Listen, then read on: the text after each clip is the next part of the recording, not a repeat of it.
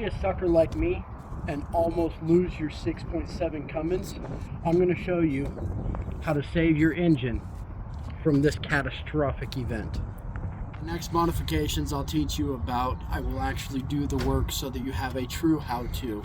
But this is such a simple job that if I just tell you how to do it, you can go through this video and easily complete this task. So, this job is very simple. If you've got any kind of mechanical skills, you do a little bit of tinkering on your truck yourself, this is a very, very easy job for anybody who knows how to turn a wrench. So, I did this on the side of the road with a small tool kit, everything straightforward and simple. Let's get into it.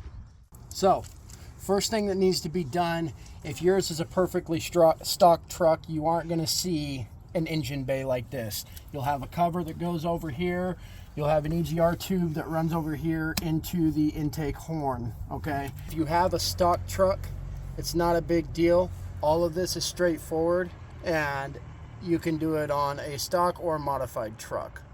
First important thing, go ahead and remove your battery cables from both batteries. That just saves anything from arcing or tripping on it. Not that you're really going to be dealing with electrical, actually you will be, so for sure, take off your batteries. Second, you see this large ECM clip that's plugged in right here. After you remove the batteries, then you can unplug this to get it out of the way.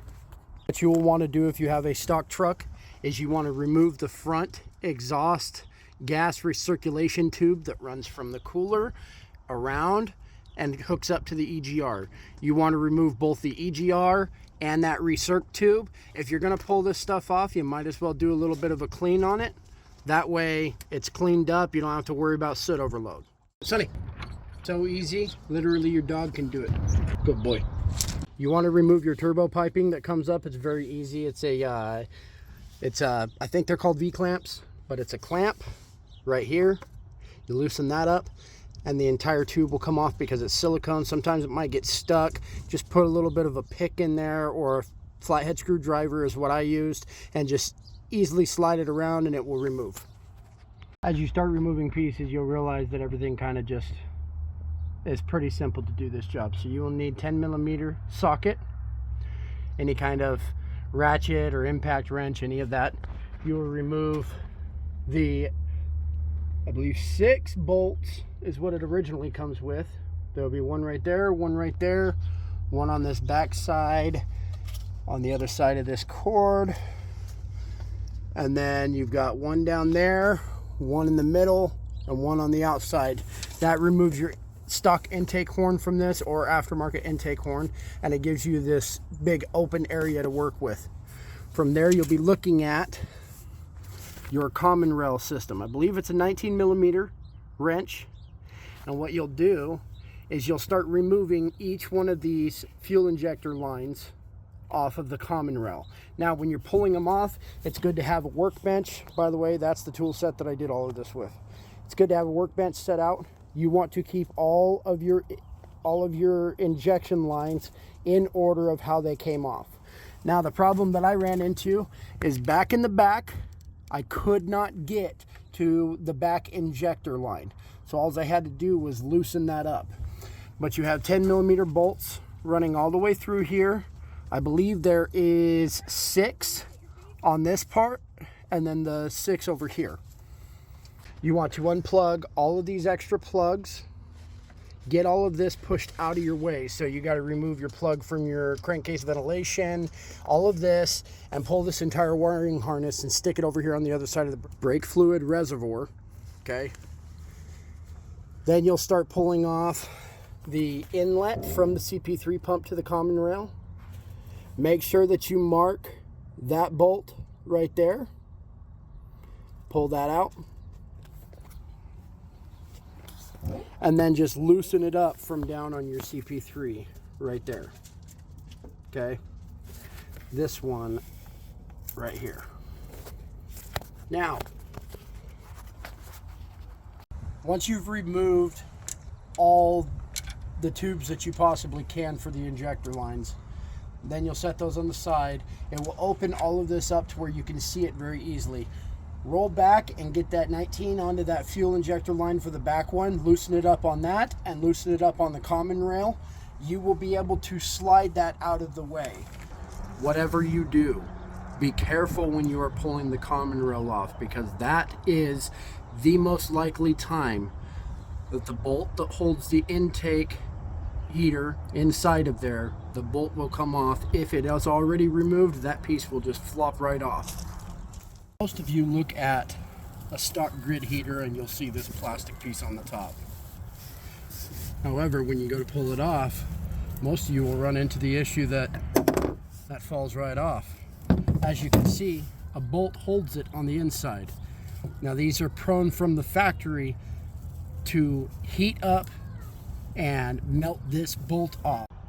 After you remove all of the injector lines that you possibly can, like I said, it is a royal pain in the ass to get back to that back one. So the best that I could do with the tools that I had was loosen up that rear, the final 6-cylinder injector line, and that'll give you the ability to maneuver the common rail. I bought my intake plenum. It's a billet aluminum. I bought it off of, I think, eBay, Amazon. You can get them everywhere for it. Buy the replacement, okay? If you are in cold weather, then you may want to look for this modification, because what it does is it removes the throttle valve and relocates the grid heater from inside the intake plenum out here, and it's a better built system. As you can see, all the bolts and nuts are on the outside, so you don't have a risk of them melting off and flying in. Make sure that you buy a new gasket kit for this. That will come with your new gaskets for everything on the intake, and then it will also give you new gaskets for other pieces on the truck. When you install the new plenum, make sure that you torque your bolts down to the correct torque on them, and then as you're starting to put the fuel injector lines back on, leave them a little bit loose where they go into the injectors. Not very loose, but you want them a little bit so that when you fire the truck, you can bleed out any kind of air that would be in those fuel lines. Then you have an absolute pressure sensor that's back here. It's originally on this stock truck. It is back on the back side of it, but this new plenum that I had, it was for it to be front. All you have to do is cut very gently into this wrap that's around the wires and kind of fish that line out of there, and it will give you enough space to where you can plug it in. This is the sensor that I'm talking about. You can see it right down there with the orange clip. Just like all the other Ram and Chrysler clips for sensors, they're a pain in the ass to get off, but they're simple once you understand how they work. So, once you have installed the new intake plenum, you start installing the common rail back on. Make sure that you're tightening up all of your lines correctly. Then start plugging back in all your wiring. Okay, everything should get plugged back in. After you've plugged all this stuff back in back here, then you can move forward to your intake horn, and at that point you can put your intake horn back on, put your EGR on if you still have an EGR, and then put back your beauty plastic that's over this, and then you should be able to fire. But before you put that plastic back on, make sure that you fire it up, you let the air bleed out of those lines, and then tighten them down to the correct torque. Like I said, this is just kind of a guidelines on how to do that, but by doing this simple thing to your truck, you will save the engine. Go ahead and scour on the internet. People are full of horror stories of that bolt falling into the block. Banks has their own promotion video for their intake horn system and new grid heater, because this is a very common issue. So if you'd like to save your life of your 6.7 Cummins diesel engine, this is a very simple, very easy, few hours out of your afternoon ordeal that will save you and give you peace of mind while driving down the highway. Thank you for tuning in.